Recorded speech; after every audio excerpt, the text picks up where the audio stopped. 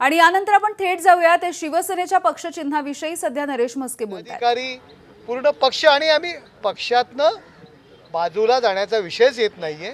आमचाच मूळ पक्ष आहे, मूळ विचारांशी बांधील असा आमचा पक्ष आहे।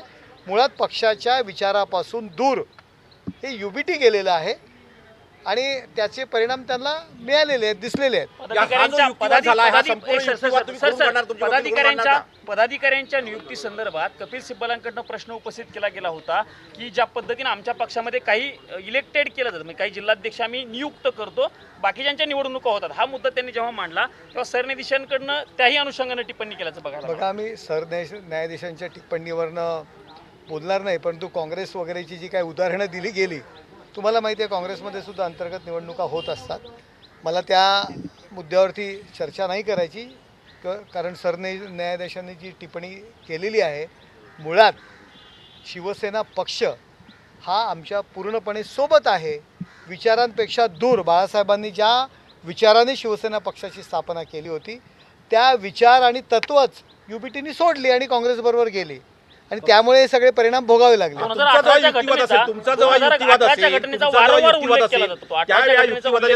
आपण हे मुद्दे खोडून काढाल का, कशा पद्धतीने खोडून काढणार? आमचा जो युक्तिवाद असेल त्यामध्ये आमची बाजू आम्ही मांडणार ना, म्हणून आम्ही वकिलांची नेमणूक केलेली आहे ना, आणि कशा पद्धतीने मांडणार हे कोर्टासमोर येईल ना।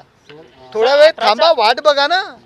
केवळ कपिल सिब्बल बोलतात, मी मागच्या वेळी सुद्धा बोललो, कपिल सिब्बल म्हणजे ब्रह्मवाक्य नाहीये, ते त्यांचीच बाजू मांडणार, भले उशिरा वेळ घेत मांडतील, परंतु त्यांचीच बाजू ते मांडणार। आमचा जेव्हा युक्तिवाद होईल त्यावेळी आमची बाजू तुम्हाला समजेल। तर यामध्ये ते वारंवार म्हणतात की त्यांनी आज काँग्रेसचा संदर्भ दिला की काँग्रेसच्या पक्ष संघटनेत कशा प्रकारे नियुक्त्या होतात आणि काय म्हणून नियुक्त्या केल्या जातात, तुम्ही कसं पाहता?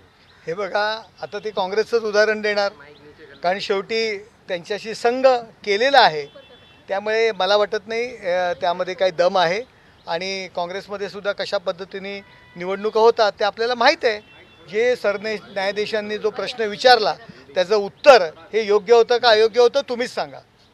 त्यांनी जो प्रश्न विचारला त्यावर परत त्यांनी असं म्हटलंय की निवडणूक आयोगाने सुद्धा पक्ष संघटनांच्या संविधानाच्या बाबतीत निर्णय, आजच्या युक्तिवादामध्ये पक्ष संघटना, विधिमंडळातील पक्ष संघटना आणि निवडणूक आयोग कसा चुकीचा होता हे दाखवण्याचेच प्रयत्न केलेले आहेत, जे आत्तापर्यंत केले जात होते वेगवेगळ्या पद्धतीने केलेले आहेत। दुसरं काही वेगळं काही आजच्या युक्तिवादामध्ये मला तरी काही दिसलं नाही। आपल्या पक्षाचे वकील उद्याच्याला युक्तिवाद करणार आहेत की आम्हाला ज्या दिवशी बघा, आज पुन्हा त्यांनी वेळ मागितलेला आहे, आम्हाला ज्या दिवशी संधी मिळेल त्या दिवशी आम्ही आमची बाजू त्या ठिकाणी मांडू। लोकांच्या समोर लोकांनी कौल आम्हालाच दिलेला आहे, निवडणुकांमध्ये हा कौल दिलेला, आणि लोकशाहीमध्ये निवडणुका हे मूळ प्रमाण आहे की कुठला पक्ष सत्तेवर बसतो, कुठला पक्ष प्रबळ असतो, पक्षाची जी काही भूमिका आहे हे कोणाच्या नेतृत्वाखाली त्या पुढे पक्षाची भूमिका घेऊन जाऊ शकतो, हे एकनाथ शिंदे साहेबांच्याच नेतृत्वाखाली हा पक्ष सुरू राहील, पुढे ती बाळासाहेबांची भूमिका घेऊन जाईल, याचा कौल जनतेने आम्हाला दिलेला आहे। एक मुद्दा पक्षांतर्गत लोकशाहीचा आहे। अलीकडच्या काळामध्ये पक्षाच्या निर्णयाच्या विरुद्ध असहमत असणाऱ्या अनेक नेत्यांना पक्षामधून हकालपट्टी केली जाते। पक्षाच्या अध्यक्षांच्या विरुद्ध उभं राहणं हे देखील एक प्रकारे त्याला पक्ष संघटनेतून मुकावं लागतं। हे बघा, या भारतीय राज्यघटनेने लोकशाहीला महत्त्व दिलेलं आहे। हम करो सो कायदा, उद्या पक्षप्रमुख उद्या काही निर्णय घेतील आणि सगळ्यांनी ते ऐकायला पाहिजे असं काय बांधील नाही आहोत। आणि लोकशाहीला या भारतामध्ये, हिंदुस्थानामध्ये, घटनेमध्ये खूप मोठं स्थान आहे।